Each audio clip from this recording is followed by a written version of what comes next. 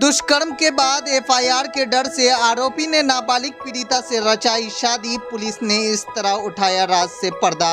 जी हां, दरभंगा में नाबालिग के साथ दुष्कर्म के एक मामले में एफआईआर दर्ज होने के बाद आरोपी ने नाबालिग से शादी कर ली।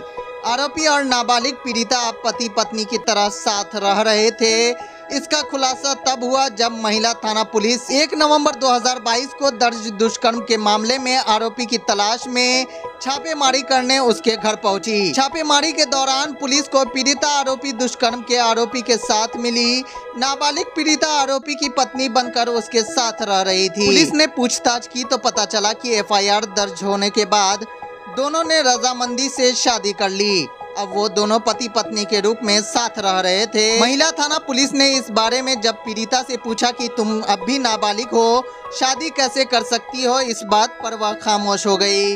नाबालिग से पूछताछ करने के बाद महिला थाना पुलिस ने आरोपी को गिरफ्तार कर लिया है।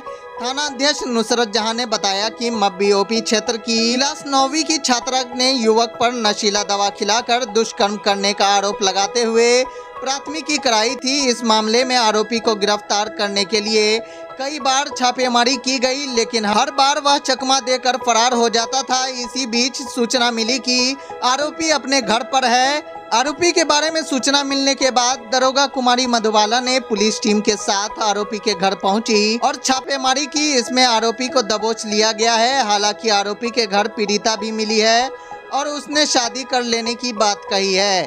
इसमें आगे की कार्रवाई की जा रही है।